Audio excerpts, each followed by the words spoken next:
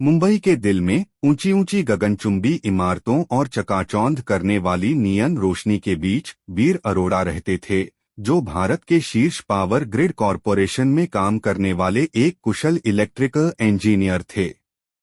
प्रतिभाशाली होने के बावजूद वे एक साधारण व्यक्ति थे, जब तक कि एक असाधारण घटना ने उनकी किस्मत नहीं बदल दी।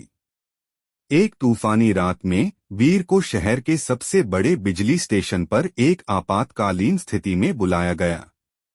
एक रहस्यमय उछाल के कारण बहुत बड़ा ब्लैकआउट हो गया था।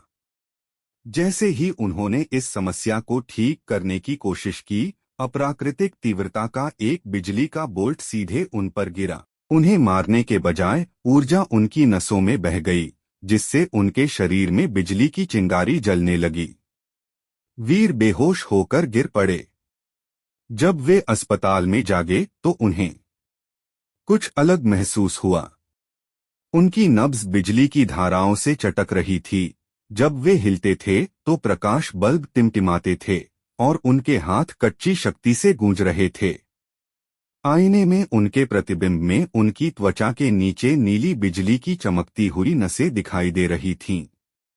उसे पता नहीं था कि उसे देवताओं के राजा इंद्र ने विद्युत देवता बनने के लिए चुना था। जब वीर अपनी नई क्षमताओं को नियंत्रित करने के लिए संघर्ष कर रहा था, तो उसके पास एक रहस्यमय ऋषि रुद्र आचार्य आए। तुम चुने गए हो, रुद्र ने खुलासा किया। हजारों साल पहले भगवान इंद्र ने वज्र का इस्तेमाल किया था, जो तूफान और बिजली का हथियार था। लेकिन दुनिया देवताओं को भूल गई है और उनकी शक्ति अब तुम्हारे माध्यम से बहती है। वीर ने इस पर विश्वास करने से इनकार कर दिया। मैं सिर्फ एक इंजीनियर हूं, भगवान नहीं। लेकिन जब एक आतंकवादी संगठन शत्रुवाक, जिसका नेतृत्व दुष्ट डॉक्टर रौनक वर्मा कर रहा था, ने एक घातक हथियार बनाने के लिए परमाणु ऊर्जा का उपयोग करना शुरू किया, तो वीर को एहसास हुआ कि उसकी शक्ति का एक उद्देश्य था। रुद्र के अधीन प्रशिक्षण के बाद उसने बिजली को बुलाना, विद्युत क्षेत्रों को नियंत्रित करना और यहाँ तक कि ऊर्जा को अवशोषित करना भी सीखा। उन्होंने वज्रंत बनाया, जो दिव्य विद्युत शक्ति से भरा एक हथौड़ा था। विद्युत देवता की किंवदंती का जन्म हुआ।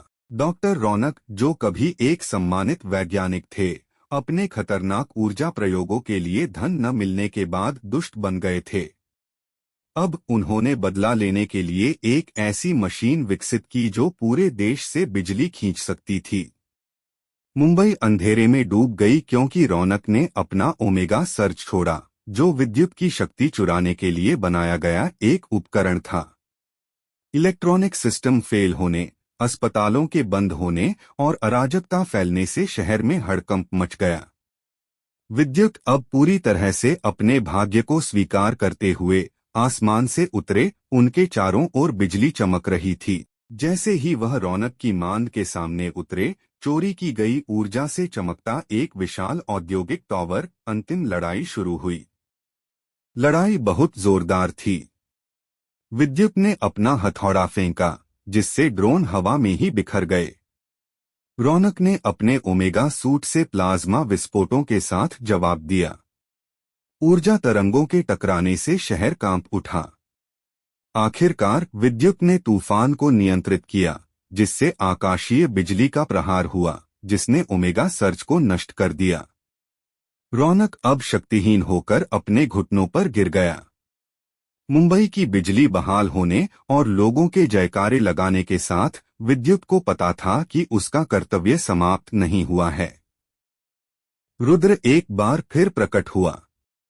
अब तुम सिर्फ वीर नहीं हो, तुम आधुनिक दुनिया के संरक्षक हो, उसने कहा। विद्युत ने जैसे ही बिजली से जगमगाते क्षितिज को देखा, वह मुस्कुराया। बिजली के देवता वापस आ गए थे, मंदिरों में नहीं, बल्कि लोगों के दिलों में। तूफान अभी शुरू ही हुआ था।